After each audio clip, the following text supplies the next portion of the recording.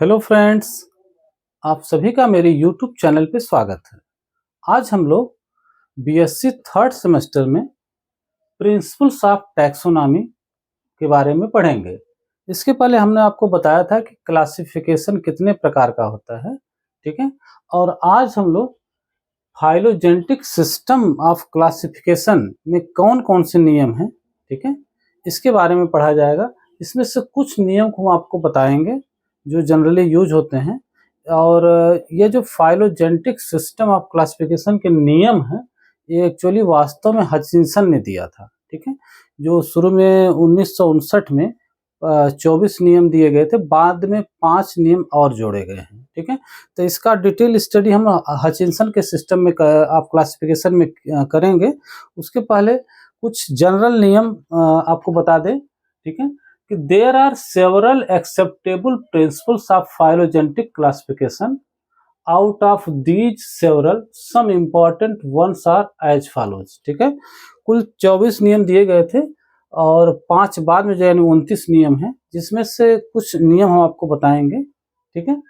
तो पहला नियम यह है कि डाइकार्ड्स आर प्रिमिटिव देन मोनोकार्ड्स। डाइकार्ड क्या चीज होता है? अगर हम आपसे पूछें कि डाइकार्ड क्या चीज होता है, ठीक है, तो डाइकार्ड का मतलब होता है द्विबीजपत्री और मोनोकार्ड का मतलब होता है एक बीजपत्री, ठीक है।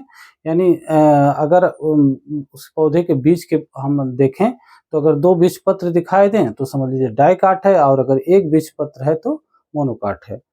तो यहाँ आपको बता दें कि डाइकार्ड में जैसे आम है और बरगद है, बड़े बड़े जितने वृक्ष हैं सब डाइकार्ड हैं। और मोनोकार्ड में जैसे गेहूं है, धान है, ये सब मोनोकार्ड है, ठीक है।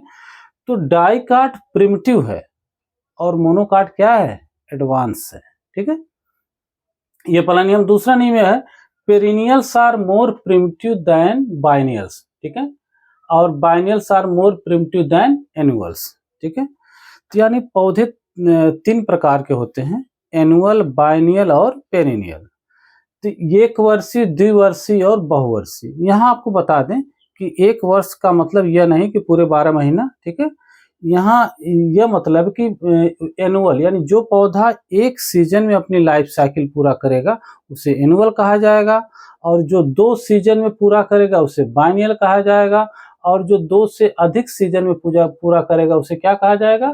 पेरिनियल्स यानी बहुवर्षीय, ठीक है।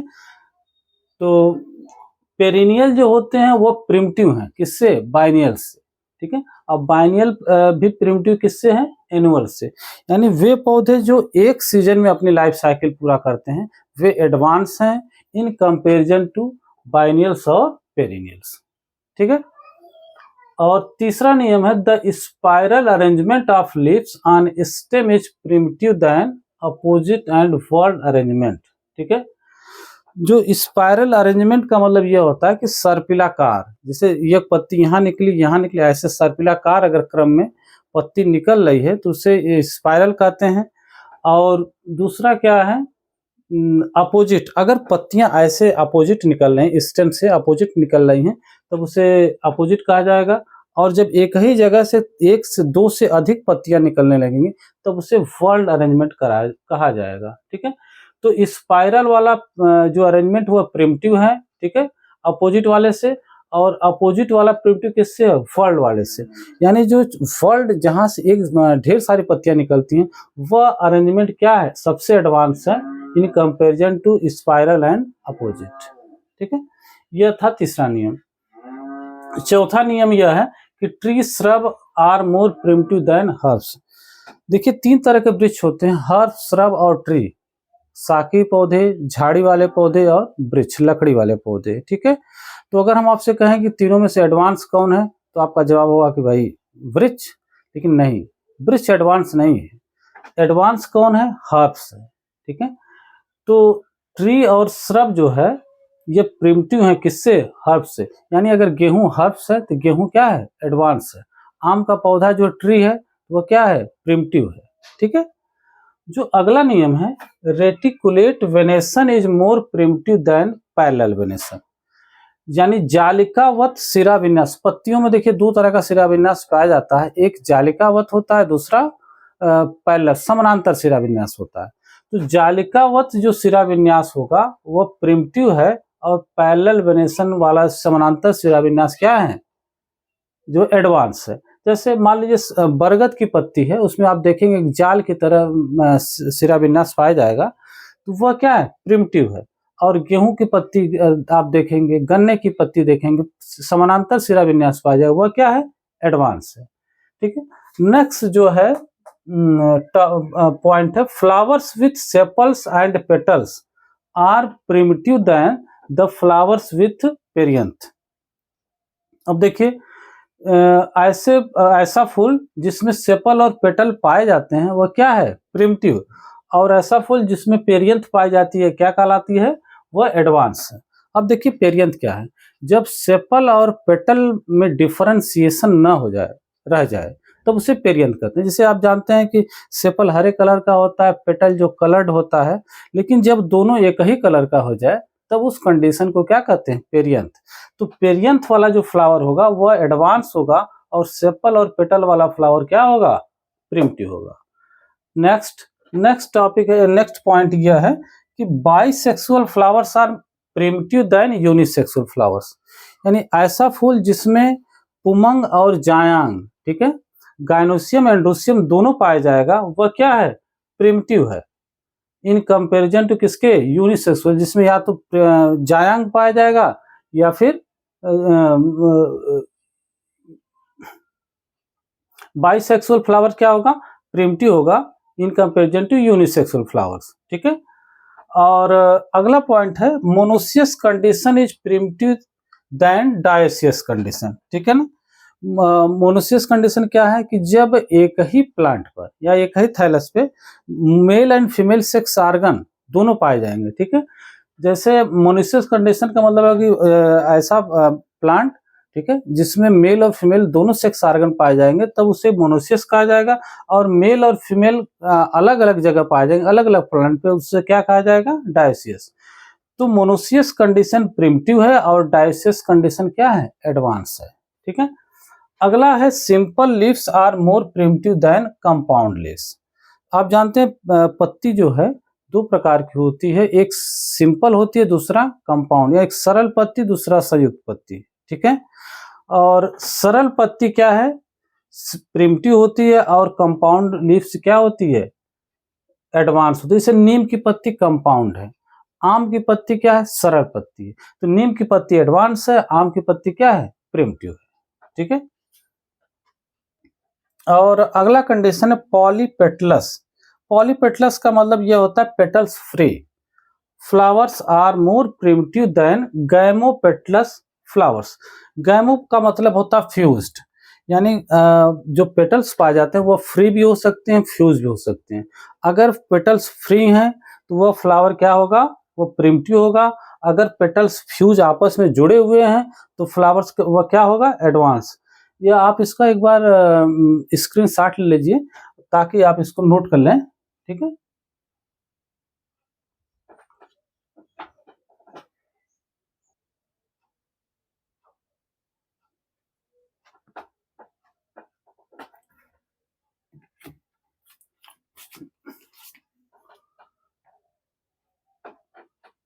जो अगला नियम है वो यह है कि apocarpous condition is more primitive than syncarpous condition. Apocarpous का मतलब यह होता है कि जो कार्पेल होते हैं, जैसे गायनोसियम किसका बना होता है, कार्पेल का। तो जो कार्पेल से एक से अधिक कार्पेल अगर गायनोसियम को बना रहे हैं तो वो आपस में फ्यूज भी हो सकती हैं और फ्री भी हो सकती हैं। तो अगर कार्पेल्स फ्री हैं, यानी जुड़ी नहीं हुई हैं, तब उस कंडीशन को कहते हैं एपोकार्पस। और अगर कार्पेल आपस में जुड़ी हुई हैं तब उस कंडीशन को कहते हैं सिनकार्पस। ठीक है। तो एपोकार्पस कंडीशन जो होती है वो प्रिमिटिव होती है in comparison to syncarpous condition. ठीक है। जो अगला नियम है वो रेगुलर फ्लावर्स यानी actinomorphic are more primitive than irregular flowers यानी जाइगोमॉर्फिक। अब ये देखिए एक्टिनोमॉर्फिक और जाइगोमॉर्फिक क्या है, इसको पहले हम लोग समझ लेते हैं। ये देखिए हमने दो डायग्राम बनाया हुआ है, एक एक्टिनोमॉर्फिक है और ये जाइगोमॉर्फिक है। इसका मतलब यह है कि if a flower is cut into two equal halves through any plane then it will be called as actinomorphic। अगर हम किसी फ्लावर को काटें किसी भी प्लेंट से और वह दो भागों में क्या हो बढ़ जाए, तब उसे क्या कहा जाएगा? एक्टिनोमॉर्फिक। और अगर हम किसी फ्लावर को किसी स्पेशल प्लेन से ही काटें तभी दो भागों में बटे, अन्यथा किसी और प्लेन से काटने पर दो भागों में न बटे, तो ऐसे फ्लावर को कहते हैं जाइगोमॉर्फिक। ठीक है, तो जो एक्टिनोमॉर्फिक फ्लावर होता है वो प्रिमिटिव होता है और जाइगोमॉर्फिक फ्लावर एडवांस होता है। ये जिसे जाइगोमॉर्फिक में आप देख सकते हैं, उसका हमने बनाया हुआ है अरहर का। जो ऊपर वाला जो उसमें क्या नाम है, कोरोला है, जिसे स्टैंडर्ड बोलते हैं, अगल बगल को विंग्स बोलते हैं और नीचे वाले को कील बोलते हैं। इसको सिर्फ इसी प्लेन से काटेंगे तो दो भागों में बटेगा, अन्यथा दो भागों में नहीं बटेगा। अगर हम ऐसे काटेंगे तो ये दो भागों में नहीं बटेगा। ठीक है,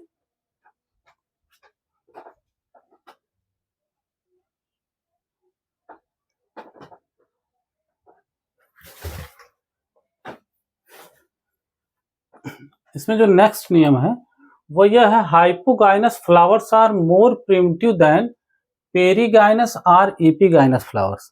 अब देखिए, फ्लावर तीन प्रकार के होते हैं, हाइपोगाइनस, पेरीगाइनस, एपीगाइनस। हमने तीनों को ड्रा कर दिया है। ठीक है, हाइपोगाइनस फ्लावर्स ऐसा होता है, हाइपो मतलब होता है नीचे, गाइनस मतलब गाइनोसियम, यानी ऐसा फ्लावर जिसमें गाइनोसियम के नीचे से सारे फ्लोरल पार्ट्स जैसे सेपल, पेटल और स्टैमेन, ये तीनों गाइनोसियम के नीचे से निकले तो ऐसे फ्लावर को कहते हैं हाइपोगाइनस। ठीक है, और दूसरा क्या है? पेरीगाइनस। पेरी मतलब होता है अराउंड, गाइनस मतलब गाइनोसियम, यानी गाइनोसियम के चारों तरफ से जो फ्लोरल पार्ट निकले तब उसे क्या कहा जाएगा? पेरीगाइनस। जैसे देखिए, इसमें गाइनोसियम के ऊपर से चारों तरफ से निकल रहे हैं, तो जैसे क्या नाम है, सेपल है, पेटल है, ठीक है, स्टैमेन है। और तब इस कंडीशन में क्या होता है कि ओवरी हाफ सुपीरियर या हाफ इन्फीरियर होती है, जबकि पहले वाले कंडीशन में ओवरी ऊपर है इसलिए ओवरी सुपीरियर होती है। ठीक है, और जो तीसरा वाला उसे ईपीगाइनस कहते हैं। ईपी मतलब एबव, गाइनस मतलब गाइनोसियम, यानी अगर फ्लोरल पार्ट्स गाइनोसियम के ऊपर से निकले, देखिए यहाँ से ऊपर से निकले, तो ऐसे फ्लावर को कहते हैं ईपीगाइनस। इसमें क्या होता है कि ओवरी क्या होती है? इन्फीरियर होती, नीचे होती है। ठीक है, तो ये तीनों का मतलब भी लिख लीजिएगा, आप लोग नोट कर लीजिएगा। Hypogynous, in hypogynous flowers floral parts originate from below the gynoecium, that is ovary is superior.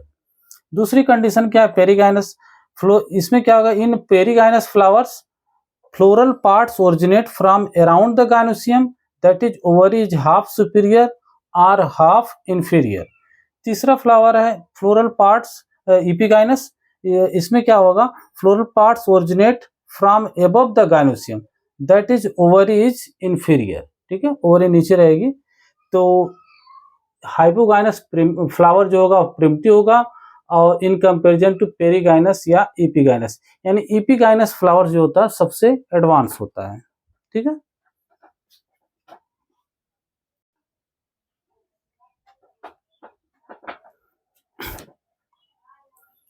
जो अगला नियम है, solitary flowers are primitive than inflorescence.